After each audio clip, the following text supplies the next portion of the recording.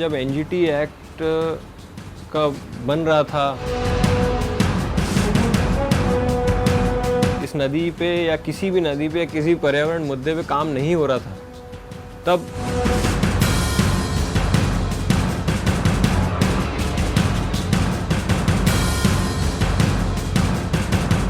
मैंने news and views की footage देखी थी, पूरी सीडी देखी थी।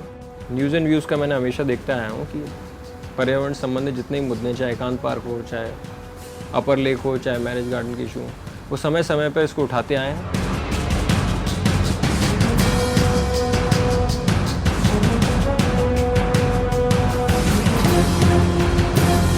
I really appreciate the kind of work they are putting in.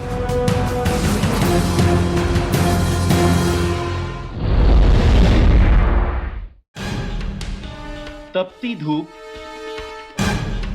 आग उगलता सूरज और नपती की जद्दोजहद करता सरकारी महकमा, जिसमें मजदूर से लेकर अधिकारी तक शामिल हैं। जी हां, एसडीएम महोदय भी यहां मौजूद हैं। आदेश हुआ है माननीय हरित न्यायालय का, कोशिश पूरी है, पूरे सम्मान के साथ ध्यान रखा जाए जल, जमीन, जन, न्याय और हरित न्यायालय की भावनाओं का। हुक्म है नदी के किनारे से 90 डिग्री के एंगल पर 33 मीटर तक के क्षेत्र को चिन्हित कर नदी की सीमा तय की जाए। मध्य प्रदेश सरकार प्रतिबद्ध है रेवेन्यू के हर रिकॉर्ड को डिजिटाइज करने के लिए, लेकिन यहां प्रशासन कितना गंभीर है, इस बात का अंदाजा इसी से लगाया जा सकता है कि सीमांकन के लिए उपयोग में आने वाले जीपीएस सिस्टम यानी टोटल सर्वे मशीन तो मानो दूर की कौड़ी है। यहां तो नपती हो रही है पाषाण काल के उन तरीकों से जिन्हें हमारे पूर्वज सदियों पहले अपनाया करते थे। जी हां, यहां रस्सी को 33 मीटर का माप बनाते हुए सीमांकन जारी है।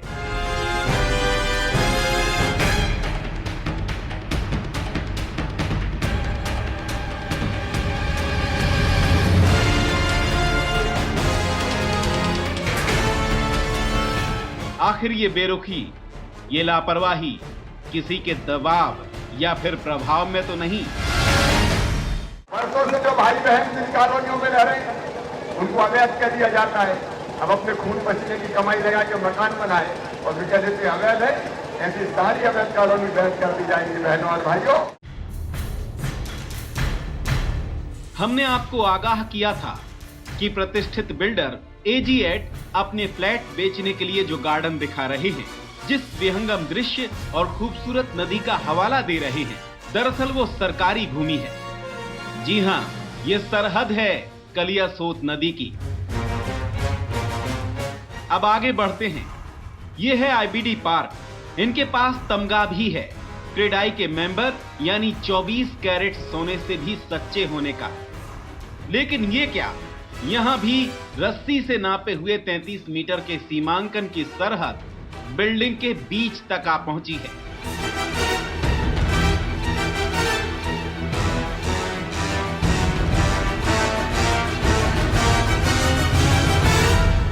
अभी आप कौन सी इस बिल्डिंग पे खड़े हुए हैं? ये क्रिस्टल आईबीडी बता रहे हैं। ये कितने % अंदर गई हुई है?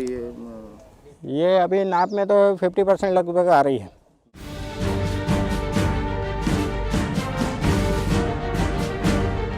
अब क्या होगा उन फ्लैट्स के खरीदारों का जिन्होंने अपनी जीवन भर की जमा पूंजी लगा दी होगी दांव पर?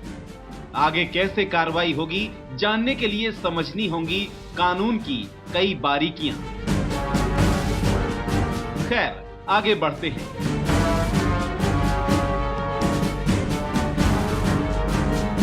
यह है कोलार क्षेत्र का सर्वश्रेष्ठ कॉम्प्लेक्स विरासा हाइट्स। यहां पर नदी की सरहद वही मान ली गई जिस पर जनाब ने ये भव्य दीवार खड़ी कर दी और फिर से इसी दीवार से रस्सी के आधार पर एक निशान दाग दिया गया जो शायद 33 मीटर का ही हो। न्यूज एंड व्यूज के लिए कैमरामैन रोहित तिवारी के साथ सुषमा की रिपोर्ट। एक बार फिर कई लोगों के आशियाने जमींदोज किए जाएंगे। एक बार फिर लाखों लोगों के सपने उनकी आंखों के सामने ही धूल के गुबार में उड़ते नजर आएंगे और कहीं एक बार फिर किसी और की गलती का खामियाजा किसी और को भुगतना पड़ेगा, क्योंकि कुदरत को अपने हाथों की कठपुतली समझ उससे खिलवाड़ करने वालों पर अब कानून का कोड़ा बरसने वाला है। लेकिन दुख तो इस बात का भी है कि कहीं इस बार भी इसका दर्द कई मासूमों को ना भुगतना पड़ जाए।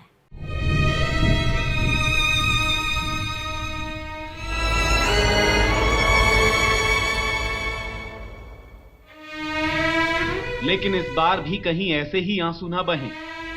लोग अपनी आंखों के सामने ही अपनी छत को धूल और धुएं की तरह आसमान में उड़ते ना देखें। और इसी आशंका से हमने आपको 4 साल पहले किया था सावधान।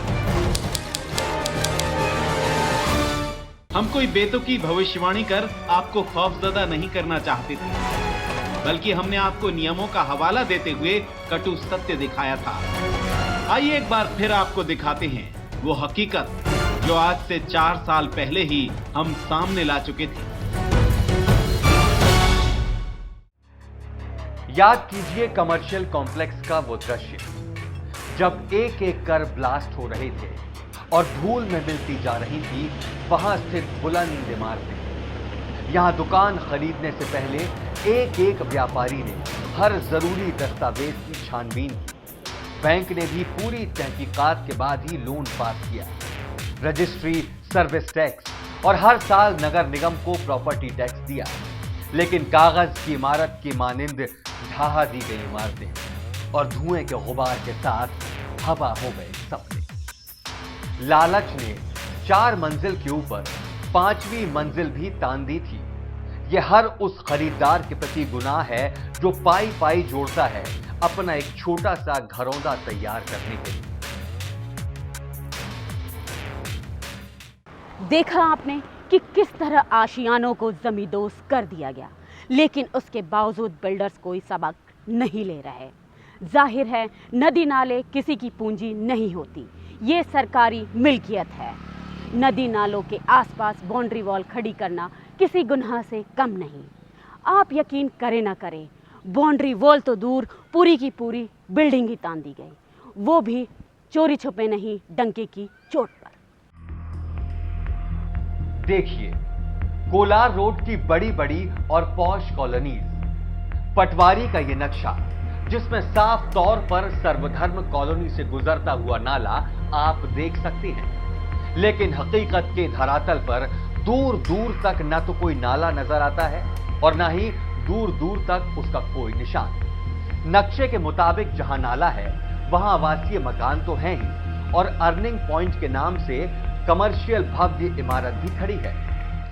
आइए आगे बढ़ते हैं। भोपाल के जाने माने सिग्नेचर बिल्डर्स ने अपने प्रोजेक्ट सिग्नेचर रेसिडेंसी के लिए नाले पर बड़ी सफाई से कब्जा कर लिया है और उसे अपने दायरे में लेकर तान दी है एक आलीशान गगनचुंबी इमारत। अब इनके पड़ोसियों पर भी नजर डालें। कॉलोनाइजर अग्रवाल कंस्ट्रक्शन का प्रोजेक्ट सागर प्रीमियम टावर, बड़ी बड़ी मशीनें लगाकर नाले में दीवार बनाने की पूरी तैयारी कर ली गई। यदि नाले के साथ साथ आगे बढ़ते जाएं, तो फिर वही भव्य बिल्डर सिग्नेचर 99, जहां सैकड़ों फ्लैट्स का निर्माण कार्य चल रहा है, उसमें से कुछ बुक भी हो गए होंगे। यह नाला देखिए जिसे कवर कर अप्रोच रोड बना दी गई है और प्रोजेक्ट को मुख्य मार्ग से जोड़ दिया गया। जैसे जैसे आगे बढ़ते जाएंगे ऐसे ही नजारे देखने को मिलेंगे। रोहित नगर और जय भवानी कॉलोनी, यहां पर एक नाला गुजरा करता था जो कि खसरा नंबर 103 से होकर गुजरता था, लेकिन वो नाला अब कहीं दिखाई नहीं देता। हो सकता है कि बिल्डर्स ने उसे बेचकर मकान बनवा दिए हों या फिर उस पे सड़क बन गई हो। और लीजिए पारस हाउसिंग सोसाइटी के अर्बन पार्क की कारस्तानी देखिए, इन्होंने तो उसकी दिशा ही बदल दी। इतना ही नहीं, ये प्राकृतिक नाला जो 25 फीट चौड़ा था और आज इस नाले की चौड़ाई पारस हाउसिंग सोसाइटी द्वारा 25 फीट से 7 फीट कर दी गई। और तो और इस पर कंक्रीट की छत डालकर कवर कर दिया गया और इस नाले को छोटा कर इसकी जमीन का उपयोग कॉलोनी की लैंडस्केपिंग में किया है। आइए अब आपको दिखाते हैं बढ़ते हुए भोपाल की तस्वीर। मेरे पीछे आप देख सकते हैं ये सूखी नदी, लेकिन क्या होता है जब बारिश होती है या कलियासोत डैम के गेट खोले जाते हैं। सूखी सी दिखाई देने वाली ये नदी बारिश के मौसम में पूरे उफान पर होती है। देखा आपने इस बहते हुए तेज प्रवाह के पानी को, कब किसके घर में घुस जाएगा, कब किस मकान की नींव हिला देगा और इस बहते हुए पानी में बह जाएंगी जिंदगियां। ये कलियासोत उर्फ घुंसी नदी कभी गांव की शान हुआ करती थी। इसके संरक्षण के लिए कई विभाग भी बने। आइए एक नजर डालते हैं नदियों और नालों के संरक्षण के लिए बने नियमों पर। नदी और नालों की सरहद में और तो और सीमित दूरी तक कोई निर्माण नहीं किया जा सकता। इनमें किसी भी तरह का औद्योगिक या बायोलॉजिकल वेस्ट नहीं छोड़ा जा सकता। नदी और नाले सरकारी अमानत होते हैं, लिहाजा इनके सीमित दायरे पर निर्माण अवैध कब्जे की श्रेणी में आता है।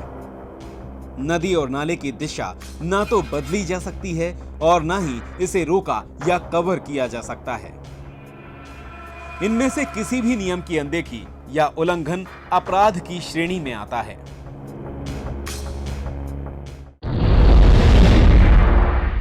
ये तो बात हुई नियमों की।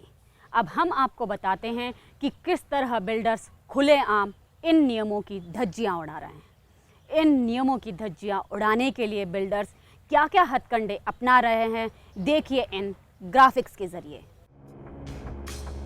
गर्मियों में सूख चुकी नदी के किनारों का अंदाज लगाना मुश्किल है, लेकिन बारिश के दौरान जब नदी अपने पूरे शबाब पर होती है तब उसकी चौड़ाई का अंदाजा लगाया जा सकता है। प्रचंड वेग से नदी में बहता हुआ पानी अपनी सीमा खुद तय कर लेता है, जिसे सरकारी भाषा में कहा जाता है HFL यानी हाईएस्ट फ्लड लेवल। वो लेवल जब नदी अपने पूरे उफान पर होती है।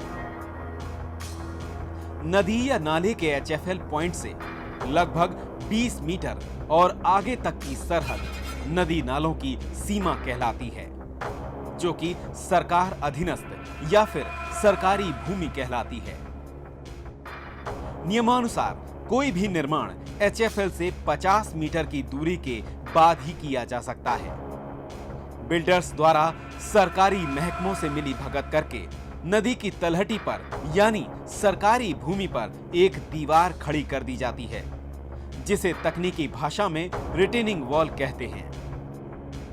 रिटेनिंग वॉल खड़ा करने का उद्देश्य नदी या नाले की सीमाओं को भंग करते हुए सरकारी भूमि पर अतिक्रमण करना होता है, जिससे पहली बार देखने पर एक आम आदमी को नदी की सीमा दीवार तक ही सिमटी होने का एहसास होता है। बिल्डर्स की इस कार्य प्रणाली के बाद वो रिटेनिंग वॉल से 50 मीटर की दूरी पर निर्माण शुरू कर देते हैं, जो कि नदी या नाले के सरहद यानी सरकारी भूमि के आसपास होती है। ऐसा करने से बिल्डर्स को दो फायदे होते हैं। पहला, वे सरकारी भूमि का मुफ्त उपयोग करते हैं और अपने प्रोजेक्ट को लुभावने विज्ञापनों में नदी के किनारे होना बताते हैं।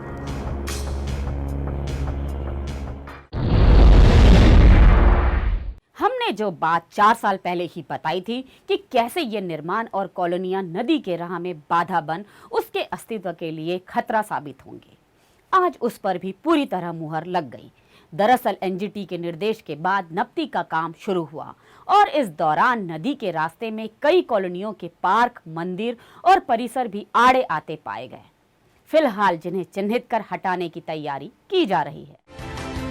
दरअसल एनजीटी के निर्देश के बाद नपती का काम शुरू हुआ और इस दौरान नदी के रास्ते में कई कॉलोनियों के पार्क, मंदिर और परिसर भी आड़े आते पाए गए। बिल्डिंगें तन गईं, कॉलोनियां बस गईं, नदी नाले उजड़ गए। मुद्दा बना तो एक पर्यावरण प्रेमी ने जनहित याचिका दर्ज कराई। मामला नेशनल ग्रीन ट्रिब्यूनल यानी एनजीटी तक पहुंचा। इस लंबी लड़ाई में अहम भूमिका निभाई एक युवा वकील विवेक चौधरी ने और आदेश हुआ कलियासोत यानी घुंसी नदी के सीमांकन का। कोलार जो कि कलियासोत नदी से लगा हुआ है, एक उपनगर के रूप में उभरा है। वहाँ पे काफ़ी रेसिडेंशियल कॉलोनीज इस्टेब्लिश्ड हुई हैं, पर किसी ने भी इस चीज़ को ध्यान नहीं दिया था कि कलियासोत नदी किस तरीके से वहाँ पे एनक्रोच्ड अपॉन हो रही है। एट द सेम टाइम किस तरीके से उसमें इन कॉलोनियों से निकलने वाला मल मूत्र कचरा डायरेक्ट डाला जा रहा है। एनजीटी ने इसमें एक्शन लिया, ऑनरेबल जज साहब ने इसमें एक्शन लिया। 2 इश्यूज़ उन्होंने हाईलाइट किए। सीमांकन नहीं हुआ था, सीमांकन के लिए बोला। टिल द टाइम सीमांकन हो रहा है, सारे जितने भी ऐसे प्रोजेक्ट्स हैं जो कि कलियासोत नदी के एरिया को अफेक्ट कर रहे हैं, इंक्रोच कर रहे हैं, उन सब पे स्टे लगाया गया है। At the same time municipal corporation को भी उन्होंने बोला है कि आप देखिए कि वहाँ पे sewage treatment plants in colonies ने बनाया है कि नहीं बनाया है। बनाना इनके लिए बहुत महत्वपूर्ण भी है और at the same time requirement भी है प्रोजेक्ट की। एक तरफ सरकार नदियों के संरक्षण की बात करती है तो दूसरी तरफ पर्दे के पीछे से बिल्डरों को भी पूरा समर्थन। इन बिल्डर्स के चंदे पर चुनाव लड़कर जीत। खैर, हमारा सफर यहीं खत्म नहीं होगा। आगे भी हम आपको आगाह करते रहेंगे और बताएंगे कि अब किस बिल्डर और किस बिल्डिंग की बारी है। कैमरामैन रोहित तिवारी के साथ सुषमा कलंबे, न्यूज़ एंड व्यूज।